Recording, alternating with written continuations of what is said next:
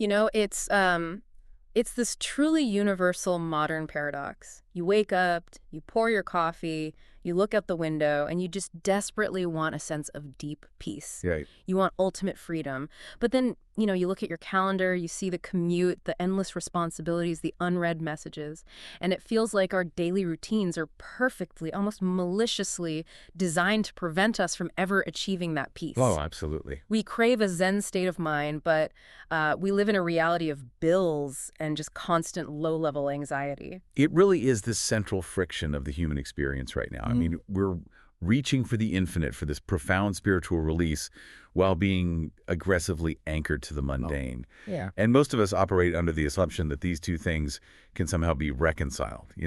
We think if we just try hard enough, if we optimize our morning routine or squeeze in 10 minutes of meditation on the train. Right, the mindfulness apps. Exactly, the apps.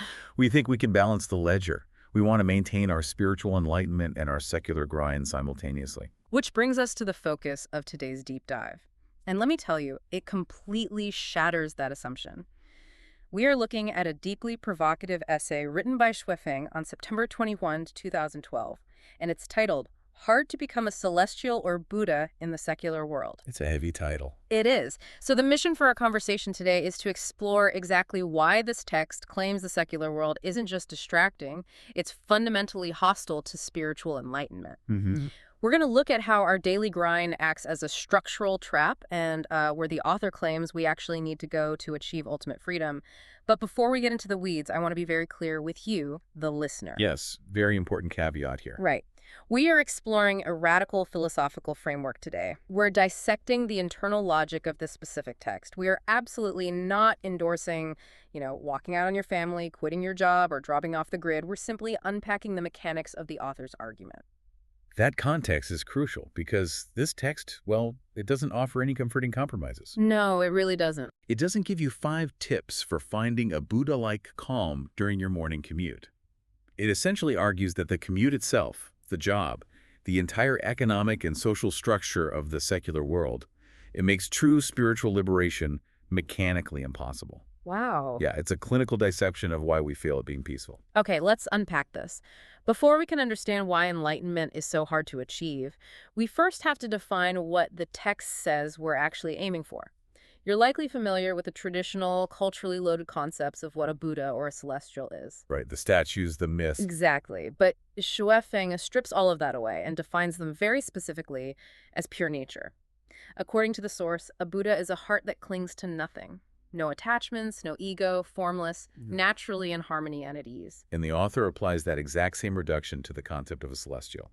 It strips away the mythology and defines a celestial also as nature, flowing freely with fate, following life's rhythm, unbound, unrestrained, one with the Tao, graceful and ethereal. That sounds incredible, honestly. It does. What we're looking at is the complete absence of resistance. Both states represent a total, unbothered synchronization with the natural flow of reality. It's a state of being where you are no longer pushing against the current of life. But here's the crucial point the author makes. Every single being already possesses this Buddha nature and celestial nature. We all have it. Yes. The text describes these qualities as seeds within us. So imagine you are walking around with the seed for the most magnificent, rare, exotic plant in your pocket. Everyone has one. But if we all have these seeds, why is our spiritual garden so incredibly barren? Why aren't we all walking around in a state of ethereal grace? The answer lies in the biological reality of how a seed actually functions, which is a perfect metaphor for the author's argument. I mean, a seed is pure potential, right? It's a blueprint for a plant. Right. But that blueprint is completely powerless on its own. A seed cannot force itself to grow through sheer willpower. It relies entirely on external physics, the right soil, the right moisture, the right temperature. It needs the environment. Exactly. Without a fitting environment, these seeds of Buddhahood and celestial nature will just sit there dormant forever. The text is incredibly literal about this dependency on the environment. So if the seed requires the right soil, that naturally leads us to look at the environment we actually live in, the secular world. And if we stick with the seed analogy, the secular world isn't just poor soil, it's a concrete sidewalk. That's a great way to put it. The text states bluntly that the secular world lacks the soil and conditions for egolessness and formlessness. And what's fascinating here is how the author details the exact composition of this concrete sidewalk. It's built out of the sheer physical toll of survival. Right. We're talking about the daily, unavoidable necessities. Securing food, clothing, shelter, transportation. Basics. The absolute basics. And then there are the biological realities that compound this pressure: birth, aging, sickness, and death. In the secular world, survival is the absolute baseline requirement. Every waking hour is fundamentally organized around not dying and not falling into poverty. But wait, hold on. I have to push back on this on behalf of anyone listening right now, because this is where the text gets intensely challenging. I figured you might. Well, yeah. Isn't taking care of your family, working a job to provide shelter, or paying your rent just basic human responsibility? I mean, we're taught that these actions make us good, upstanding people. Right, it's the foundation of society. Exactly. But the text claims that being burdened with these very duties makes it impossible to find harmony. How does the author reconcile everyday responsibility with spiritual failure? It is a radical reframing, and it's specifically designed to bypass our moral conditioning. The text views these traditions, social norms, and moral codes not as virtues, but as literal chains that bind our consciousness. Wait, chains? Yes. To understand this, you have to look at the mechanics of survival. The moment you strive to survive, the moment you take on the responsibility of paying rent or feeding a family, your heart structurally becomes attached to the outcome. Oh. You need the paycheck to clear. You need the landlord to renew the lease. Your consciousness is no longer formless. It has taken the shape of your obligations. And with that attachment comes a massive influx of anxiety. Sure, precisely. The text explicitly states that the moment we strive to survive, worries, fears, anxieties, and afflictions flood in. If you are terrified of losing your job because you need to pay for your child's braces, your heart is physically and emotionally dwelling on that fear. You can't just let go. No, you have deep attachments. Therefore, by the text's strict definition, you cannot maintain a heart free of dwelling, which is the baseline prerequisite for becoming a celestial or Buddha. The moral virtue of providing for your family is the very mechanism that anchors your ego to the material world. Here's where it gets really interesting, because the trap isn't just external. It's not just about the physical act of swiping your card for groceries. The text explains that living in the secular survival mode fundamentally alters our internal processing. It changes how we interact with reality on a cognitive level. The author introduces a critical distinction between two concepts: sin, which is the calculating mind, and jing, which is our true heavenly nature. That distinction is the engine of the entire essay. To merge with the Tao, to achieve that graceful transcendence, the text says you must live by Zheng, by your innate nature. You must flow. Right. But in the secular world, people live almost entirely through sin, their calculating minds. The demands of the secular world require us to be in a constant state of calculation. We are always doing the math on our survival. It makes me think of playing a beautifully designed, incredibly immersive video game. But instead of looking around and experiencing the breathtaking world the developers built, which would be living by Zheng or nature, you spend the entire game staring anxiously at the little scoreboard in the corner of your screen. That is a brilliant analogy. You're just watching your points go up and down, completely terrified of losing your score. That scoreboard is the Xin, the calculating mind.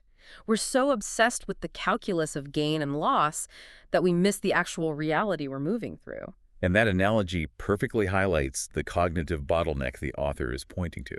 Yeah. Because you are staring at the scoreboard, your bandwidth is entirely consumed by the illusions of the game. Yeah. The text points out that people are endlessly distressed by gain and loss. If you're always calculating, how do I get a promotion? How do I avoid getting sick? How do I afford a better car? Your prefrontal cortex is essentially hijacked. You're just constantly running simulations. Exactly. You're trapped in a simulation of the future or a regret of the past. Because of this endless calculation, true gracefulness and transcendence become an unattainable dream. You simply cannot be carefree if your brain is constantly running risk assessment models on your own survival. So, if the modern secular grind and our calculating minds are the core problem, I know what a lot of you listening are probably thinking. Fine, the city is the problem. I'll just quit my job, sell my stuff, and run away to a cabin in the woods or a deserted island. It's a classic escape fantasy. It is. It's the ultimate escape fantasy. But the text specifically anticipates this geographic loophole and shoots it down completely. It really does. It addresses the myth of the geographic escape head on. because a change of scenery does not equal a change in structural reality.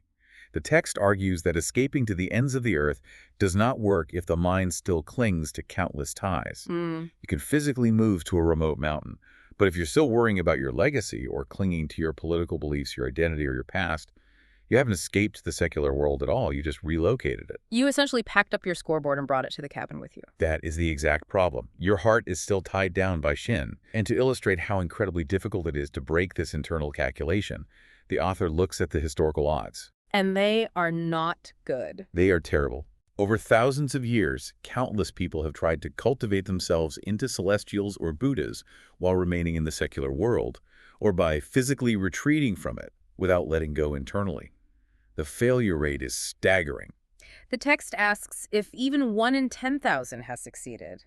And then it goes further, noting that even a 1 in 1,000 success rate would be far too low for a viable path. Right. Imagine trying to win a lottery where the very act of wanting to win, the desire for enlightenment, the calculation for spiritual gain, automatically disqualifies your ticket. Wow. Because even the desire to become a Buddha is an attachment. It's still a calculation of gain. Which raises a really important question. Yeah. If staying in the secular world and taking care of business guarantees failure, and running away to a cabin while still holding onto your mental baggage also guarantees failure. What's the actual solution? Exactly. If we return to the seed analogy, if the concrete sidewalk destroys the seed and the isolated cabin doesn't provide the right soil either, what does the perfect environment actually look like? The author strips away all the traditional expected answers to that question. The text explicitly states that the specific physical location doesn't matter at all. It asks, where should one go? Churches, temples, monasteries, secluded mountains. And it concludes that the architecture, the geography, or the religious label of the building is entirely irrelevant. Right, because a monastery still exists within the secular economic framework. If the monastery relies on donations to fix the roof, or if the monks have to farm their own food to survive the winter, the mechanics of survival are still in play. The calculation of gain and loss is still happening, just on a different scale. So what does this all mean? What actually matters, if not the physical location or the religious structure? What matters is the structural, operational environment. The text argues that the environment must provide the conditions to achieve a heart free of attachment, egolessness, flowing with fate, and merging with the Tao. It has to be an environment where the structural demands of survival, property, and duty are completely mechanically removed from the individual's shoulders. You cannot achieve this if you are still the one responsible for your own food, clothing, and shelter in a competitive society. So you have to stop being the one doing the math. Exactly. The cognitive load of survival has to be outsourced. Which brings us to the text's definitive conclusion. After tearing down the secular world, after dismissing the traditional monastic escapes, the author states that today, the best field for becoming a celestial or Buddha is the second home. And while the text doesn't explicitly detail the daily operational blueprints of this second home in the excerpts we have, the logical mechanics of it are clear based on everything the author has argued. What does that look like mechanically? Well, the second home has to be a sanctuary, where the secular equations are literally erased. It points toward a collective environment where the burden of survival, that crushing anxiety over birth, aging, sickness, and death, is handled collectively in a way that frees the individual from having to calculate. Right. It's a total relocation of your existence to a place where the Shin, the calculating mind, is starved of oxygen because there is no longer any individual gain or loss to worry about. Wow. Once that cognitive burden is lifted, the seed of your true nature, your Sheng, finally has the space to bloom. It's about removing the friction entirely, rather than trying to meditate your way through the friction. And that is a profound, incredibly challenging shift in perspective. It really is. To wrap up our deep dive today, the core takeaway from Feng's essay is that your daily stress, the emails, the bills, the commute, isn't just a personal failing or an annoyance you need to better manage. No, not at all. According to this text, it is a structural, insurmountable barrier to your spiritual liberation. You simply cannot reach the Tao. You cannot achieve that graceful, ethereal state of a celestial or a Buddha while you're holding onto the heavy baggage of secular survival. The soil of the secular world is poisoned by design. Exactly. It forces you into a constant state of calculation that makes true peace impossible. It challenges the very foundation of how we balance our modern lives.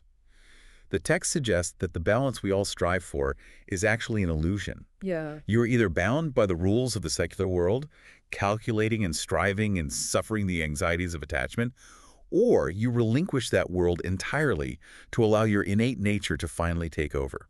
There is no middle ground. And that leaves us with a final, lingering thought for you to mull over as you go back to your day.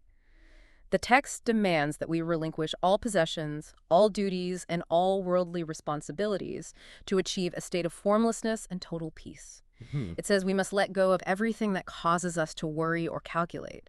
But think about what actually causes us the most worry in this world. It's usually the people we love. Right. It's our earthly duties to our families, our shared struggles, our deep emotional bonds.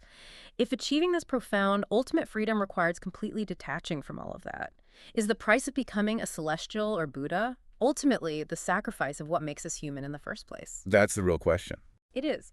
When you open your inbox later today, or when you feel that familiar tension between wanting peace and needing to participate in the world, ask yourself, is the concrete sidewalk really a trap, or is it just the only place where human life actually happens?